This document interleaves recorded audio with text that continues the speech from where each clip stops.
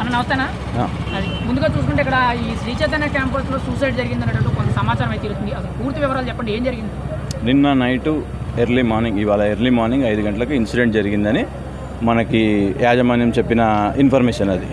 అయితే ఇన్సిడెంట్ జరగడానికి ఊరేసుకోవాలంటే మినిమం ఒక హాఫ్ అన్ అవర్ నుంచి 1 అవర్ పడుతుంది.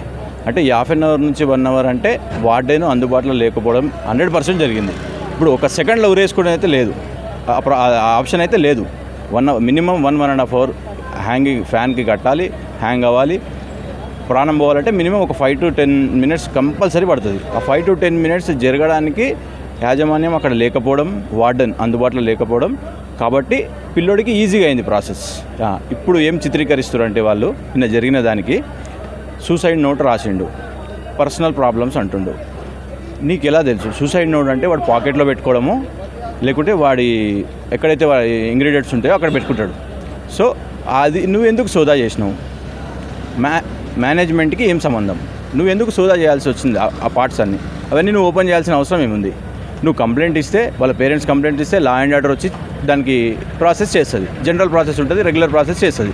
నువ్వెందుకు చేయాల్సి వచ్చింది ఆ పని? యాజమాన్యం తీరు, కార్పొరేట్ సంస్థల తీరు నిమ్మకు నీరెత్తినట్టే ఉంటుంది. 100% వాళ్ళది అలానే ఉంటుంది. ఎందుకంటే వాళ్ళకి సింపుల్ రీజన్, లా అండ్ ఆర్డర్ని పిలిపించుకోవాలి, వాళ్ళకి ఎస్కార్ట్గా పని చేయించుకోవాలి. ఈ 2 రోజులు ఏదైతే దాని వాళ్ళకు ఉందో ప్రైవేట్ పేమెంట్ చేయాలి, వాళ్ళని తొత్తులుగా పనిచేసుకోవాల్సింది 100%. గత నెల రోజుల నుంచి కూడా చూసుకుంటే ఈ బాచుపల్లి ఏరియాకి సంబంధించి దాదాపు 4 సూసైడ్లు అనేవి శ్రీ చైతన్య నారాయణ కాలేజీలో వచ్చింది.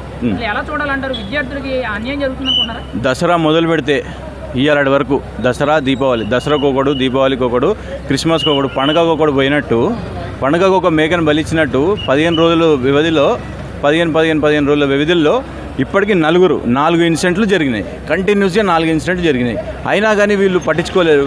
డిఈఓ కానీ ఆ మహిళా కమిషన్ మేడం ఉంది కదా, ఆమె అయితే స్టార్ క్యాంపెయినింగ్ లాగా చేస్తుంది. ఆమె వచ్చి YouTube channel add ambassador, brand ambassador లాగా వచ్చి చూసి ఆ ప్రాసెస్ ఏందో చేసి ఇయ్యాలటి వరకు ఆ కాలేజీలో న్యాయం జరగలేదు.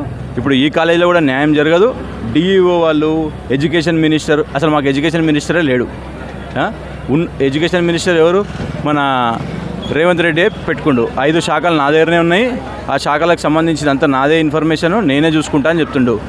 ఇదే రేవంత్ రెడ్డి రాహుల్ గాంధీ దిల్సుఖ్ నగర్, అశోక్ నగర్లో పోయి వాళ్ళ కాళ్ళు మొక్కి ఈసారి మా గవర్నమెంట్ తెప్పియండి, మేము భవిష్యత్తులో మీకు అన్నీ చూసుకుంటామని చెప్పిన వీళ్ళు ఆ డిఎస్సి పట్టించుకోలేడు, గురుకులలో జరిగిన లోపాలను పట్టించుకుంటలేడు, ఇలా జరిగిన ఈ ఇన్సిడెంట్ని పట్టించుకుంటలేరు. డిఈఓలు కానీ మేము ఆల్రెడీ ప్రతి పిఎస్లలో కంప్లైంట్ ఇస్తున్నాం, మా ఎడ్యుకేషన్ మినిస్టర్ కనబడలేడు అని చెప్పి ప్రతి దగ్గర కంప్లైంట్ ఇస్తున్నాం. ఆయన ఒకటే పని చేస్తుండు. ఆయన పని ఏంటంటే తెలంగాణ రాష్ట్రంలోని ఎడ్యుకేషన్ మినిస్టర్ లేరు. మరి ఇక్కడ వ్యవహార శైలి ఎలా ఉంది? కార్పొరేట్ కళాశాలలో ఇంత దారుణం జరుగుతుంటే ఎడ్యుకేషన్ మినిస్టర్ లేకపోవడం, అసలు ప్రభుత్వం తీరు ఎలా ఉందంటారు? ప్రభుత్వం ఏం చేస్తుంది? హైదరాబాద్ ఢిల్లీ ఇప్పటికి 25 సార్లు తిరిగి వచ్చింది. ఈ 25 సార్లు ఢిల్లీకి తిరగడమే తప్ప 25 సార్లు ఆయన ఎడ్యుకేషన్ మినిస్టర్గా, నేను ఎడ్యుకేషన్ మినిస్టర్ అని ఇండిపెండెంట్గా ఆయన అనుకొని క్యాంపస్లు కానీ ఇవి కానీ తిరిగింటే పిల్లల భవిష్యత్తు ఇంకా బాగుండేది, ఇంకా మెరుగుండేది. ఫైనల్గా ఇలాంటి ఘటనలకి మరి మీరు ఎటువంటి న్యాయం కోరుతున్నారు? పిల్లలకి 100% మీకు చచ్చిపోయిన అబ్బాయికి మనమైతే న్యాయం చేయలేము, 100% మనం చేయలేము. సో వాళ్ళ ఫ్యామిలీకి ఏదైనా నష్టపరిహారం ఇచ్చినా కానీ అది మనం కొంతవరకు మేలు చేసిన వాళ్ళం అవుతాము. కాకపోతే దీని మీద మాత్రం మేము హైకోర్టు కానీ సుప్రీంకోర్టు కానీ 100% ఎడ్యుకేషన్ మినిస్టర్ మీద రేపు కేసు ఫైల్ చేస్తున్నాము. అవసరమైతే రేపు రాష్ట్ర బంద్ కూడా పిలుపునిస్తాం. మా రాష్ట్ర అధ్యక్షుడితో మాట్లాడి ఇట్లాంటి సంఘటనలు ఈ నెలన్నర వ్యవధిలో 4 ఇన్సిడెంట్లు జరిగినాయి. 4 ఇన్సిడెంట్లు ఇది వాళ్ళ దృష్టికి తీసుకెళ్తాము. అవసరమైతే రేపు విద్యాశాఖలు బంద్ పెట్టడానికి కూడా మేము ఫర్దర్గా మేము వాళ్ళతో డిస్కషన్ చేసి రేపు అవసరమైతే ప్రెస్ మీట్ పెట్టి ఆమోదిస్తాం దాన్ని. అన్న, నా పేరు అశ్వంత్ కుమార్, నేను టీఆర్ఎస్వి రాష్ట్ర ప్రధాన కార్యదర్శి, విద్యార్థి నాయకుడిని. 15-20 రోజుల నుంచి, ఈ నెల 15-20 రోజుల నుంచి ఇది 4వ ఘటన కంటిన్యూగా. ఈ కార్పొరేట్ సంస్థల 4వ ఘటన. పిల్లగాడు జశ్వంత్ అనే పిల్లగాడు నిన్న రాత్రి 5 గంటల సమయంలో చనిపోయాడని వాళ్ళు చెప్తారు. 5 గంటల సమయంలో చనిపోయాడంటే ఉరేసుకోవడానికి ఒక 5 నిమిషాలు పడుతుందా, 2 నిమిషాలు పడుతుంది. మినిమం ఒక గంట పడుతుంది. గంట సేపు ఈ వార్డెన్లు వాళ్ళు పట్టించుకోకపోవడం వల్ల జరిగిన నిర్లక్ష్యమే అది. మళ్ళీ వాళ్ళు ఏమంటారు? ఇప్పుడు సూసైడ్ నోట్, దాని హ్యాండ్ రైటింగ్ ఎవరిదో ఇన్వెస్టిగేషన్ చేస్తే తెలుస్తుంది. వీళ్ళు ఏమంటారు? ఆయననే రాసిండు, ఆయననే పెట్టిండు అని. అది మీరెందుకు దాన్ని చూపిస్తారు?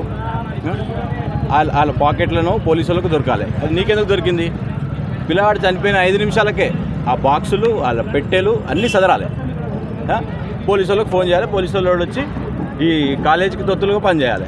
లా అండ్ ఆర్డరు వీళ్ళకి ఇప్పుడు ఎస్కాట్, వీళ్ళకి ఇదే కార్పొరేట్ సంస్థకి ఎస్కాట్ ఇప్పుడు వాళ్ళని పెట్టుకొని నిర్లక్ష్యంగా ఇదే మొండి వైఖరి ఇదంతా. మళ్ళా మా కాంగ్రెస్ గవర్నమెంట్లో విద్యాశాఖ మంత్రి అప్ స్కామ్లు ఉన్నాడు.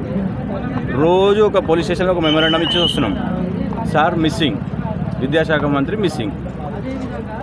15 రోజులు 20 రోజులలో ఒక విద్యాశాఖ మంత్రిని ఆ శాఖకి అలర్ట్ చేయాలని మేము టీఆర్ఎస్ పార్టీ తరఫు నుంచి డిమాండ్ చేస్తాం.